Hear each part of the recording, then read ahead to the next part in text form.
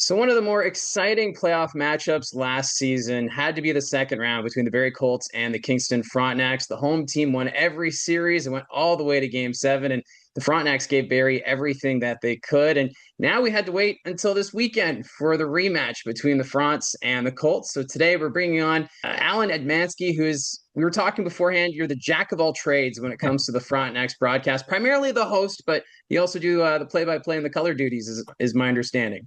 Yeah, it's just kind of whatever's needed that week because we've got guys that have different work schedules or different commitments throughout their lives. And so there'll be times where they say, hey, can you pop in on color? Can you pop in on play-by-play? And I'm happy to do it. And Alan, last season, the Frontenacs were an impressive bunch, a team that went all in at the OHL trade deadline. Kind of surprising some at that moment, but what a performance they put on. And I still say that second round matchup between Barrie and Kingston may be one of the highlights of my broadcast career so far. It was a great series, and you touched on it. Like the home team was great throughout it, and it had all the swings that you expect in a playoff series, where one team grabs hold of the momentum, it goes on the road, and then the other team comes in and grabs it. There was the emotions came to the surface. It was physical. At times, the goaltenders put on performances, and when you look back, and it's what you want in a playoff series. It wasn't like either team got blown out. And obviously, in junior hockey, you're going to have the players that move on, they graduate to the next level of their hockey career. So the Frontenacs, right now, in that area of where you're not quite a competitor, you're not in the rebuild. They're kind of right now sitting in that middle, still trying to figure out what direction to go right now. And I think that leading up to like the Christmas break, you're going to find out real fast whether they're going to be going one direction or the other. And they could very easily put on a string of games where it turns into something where they could be pushing for the upper echelon of the Eastern Conference. But then you look at Brantford and you look at the Western Conference where you've still got Windsor, London, Kitchener, and you just kind of look at the big picture and you say, is this a year worth going for, or do we keep our younger assets, maybe sell off some of the guys who are graduating and restock the cupboard for next year? And for the Frontenacs, they traded Malhotra to the Brantford Bulldogs the year prior, which meant two first-round picks in the 2025 OHL priority selection, Kuhlman and Henderson. How have they looked to you so far? As this is going to be the future for Kingston. Matthew Henderson's been real good for the black and gold since coming in, and I know that sometimes there's a bit of a transition period, and they've eased him into bigger moments as the season's gone on, especially after his appearance at the U17s. But he never really looked out of place. He looked like a guy who stepped in, felt at home, didn't get rattled too much. Alex Kuhlman was a little bit of a different story. He came in and you could see that there was an adjustment period going on, and that just might be the nature of the positions where as a forward, you've got a little bit more responsibilities in terms of who you're tracking, where you're tracking, your responsibilities in your zone, and offensively. But he went away to the U17s. He's come back now, and it seems to be blossoming. And I think over the last however long the tournament's gone on and Kingston's had representation, you've seen it from the forwards. When they go away, they come back as different players. And I think that is the idea of the tournament, is that it allows these players to use it as a springboard. And for the Frontenacs, one player that's really no surprise seeing at the top of the leaderboard and the points is Hopkins. He continues to excel in his position, and he's worth the price of admission for fans checking out the Frontenacs this season. And I think he's only going to get better as the season goes on because now he's settled in. He's got his line mates early on. They were kind of rotating through everybody, and players from NHL camp started trickling back. And so every week he was playing with different line mates, trying to get something going. Now they've got some consistency, they've got some stability. He's building up that rapport with his other line mates, and he's starting to click. And I know when he came to Kingston, it took him a little bit before he found his stride, but once he did, he had everybody taking notice. Last year, he took another step, eventually got drafted by the Maple Leafs. And I think that this year it's going to be an opportunity for him to really grab a hold and say, hey, I'm going to put my stamp on this team. And another player that's really standing out, Dervin, second in scoring right now with the Kingston Frontenacs. Maybe not a player that fans outside of Kingston notice all too much because we're all used to, the Taglia leading the way. But talk a bit about Dervin and just what he brings.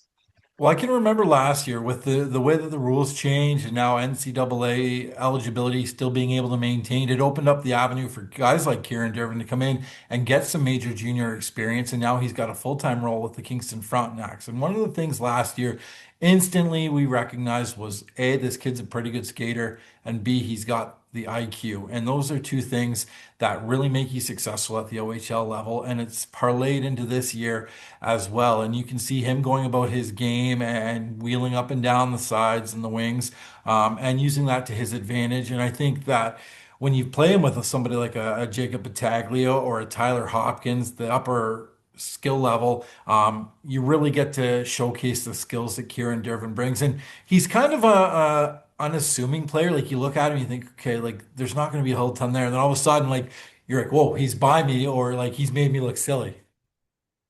Oh, you need those character players for a team, especially when you've got them playing on line with a Hopkins or Battaglia. You just need that creativity, and that just adds the excitement for this group. Absolutely, and it gives your team a new dimension, right? Whereas all of a sudden, some teams like they have that ability where there's like the one guy or the two guy, but Kingston, they've got three big guys that they can kind of rotate with throughout the lineup to get everybody else going. And also the Kuzma brothers, they were free agent signings in the offseason. These two guys, I was kind of thinking that maybe it would take a little bit for them to get going, but I guess being brothers on the same team, they're pretty comfortable pretty quick with this fronts. So Robin Kuzma came in, and I know right off the hop, everybody was impressed by what he brought and the skill set that he displayed. But Andrew Kuzma came in, and if you don't know his story, you just go on your computer and type in Andrew Kuzma, and you'll see the story. Went through a major surgery, heart surgery, had to take last year off. He was set to go play NCAA hockey, couldn't do that. So he took the year off. He's now trying to get his bearings under him again because it's a complete reset when you go through what he did. And I think now we're starting to see him get back into the full swing where he showed flashes of it early on, but there was that inconsistency. And I think that that's just attributed to the fact that it's a big thing for a player at this level to not play for a year and then come back in and expect to pick up where you left off. And so he had to go back and get the wheels and get the charisma and the stamina back. And I think now that he's about 2 months into the season, he's starting to get that. He's finding his scoring touch and he's settling in nicely. And you got the younger one, Robin Kuzma. You also got this 20-year-old now, and it's almost like a two-for-one package when they brought them in. Yeah, they've been looking lights out recently. Can't wait to see what's in store for those guys next. And for a team, if they're going to be competitive in junior hockey, you need to have solid goaltending. And I was looking at the numbers for Minchak, 924 save percentage right now. He's looking pretty solid right now between the pipes for the Frontenacs. Everybody was talking about Gavin Betts coming into this season, and if you look at his body of work last year, he was at the U17s, performed great at the U17s last year, had good numbers with Pickering. But Matthew Minchak was kind of an unknown. He played down U18 in Pittsburgh, AAA, was a free agent signing, and just a lot of question marks. But he has come in, and he stands 6'4", 6'5". So right off the hop, he's this intimidating presence in the goal, but he's also very mindful of his movements and maximizes his energy. And the closest comparable I can think of would be Carey Price, where he's not swimming in his crease or he's not flopping around. He's just very compact and gets the most out of his movements, and that's what makes him so effective. And he has been really strong for the Kingston Frontenacs so far. I already touched on it a bit. The Brantford Bulldogs expected to lead the way in the Eastern Conference already. Still, no losses in regulation time. It's just unreal what the Bulldogs are doing. But when you look at the rest of the East Division right now, talk a bit about maybe some of the surprises. The 67s right now near the top of the division. Peterborough, they're picking up the pace. Kingston in the middle of it. Talk a bit about the division and where you see the Frontenacs maybe sliding in there once we get towards maybe even the trade deadline. I think Ottawa, you touched on them. They've been a pleasant surprise this year, a hardworking team, and there's some pieces that have gone through the trials and tribulations of junior hockey over the last year, 2 years, 3 years, and now they're finally getting it all together, and they're looking like they're set to make a push. Brantford, everybody knows they've been making headlines for the moves, and yeah, they are unbeaten in regulation, but you still, once you get to the playoffs, it's a 7 game series. You got to win four, so anything can happen there. And then don't count the Barrie Colts out yet either. There's still pieces there. You've got Aitchison, Eliason, Baudouin. Like the Barrie Colts aren't a slouch. They've still got Ben Hrebeck too, and there's the team that could very well be there because they've got that sandpaper. And a lot of teams load up on the high end talent, but they don't have that sandpaper. Barry's got that, and we've seen it a couple times this year where somebody like Eliason or Aitchison's been right in the mix. And I think that's something that come playoff time is the difference between the teams who can make the runs and the teams who can't. So, Alan, I want to thank you for coming on here to talk about the Frontenacs and the East. But before I let you go, the Frontenacs just unveiled those new Circle K jerseys, the throwbacks. How sharp were they in person? I love them. It takes me back. So my dad grew up here in Kingston, was a Frontenacs fan, but he got a teaching job back in Prince Edward County. So when I was growing up, it was always the Belleville Bulls games we went to, and they were always playing Kingston. So those jerseys were the ones that I kind of grew up knowing the Frontenacs as. And to see them back on ice, it was great. It reminded me when they did a couple of years ago, the Kingston Canadians night, and they wore the red, white, and blue of the Kingston Canadians era. Fans love it. It connects with the nostalgia, but also they just look sharp. It's basic. It's not flashy like some of the newer logos. It's just traditional and it's done right. Well, I'm all about the nostalgia, so it'd be great to see them pick that up full time. But Alan, I want to thank you for coming on here today, and we'll see you, I guess, in a couple weeks down in Kingston. All right, sounds good, Mike. Thanks for having me.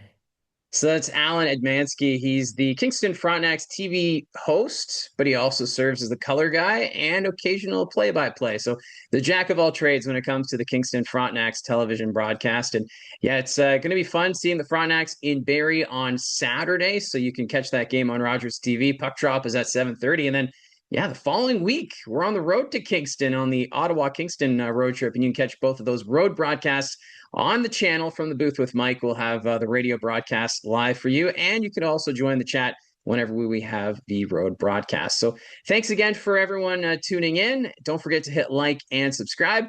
Talk to you again soon.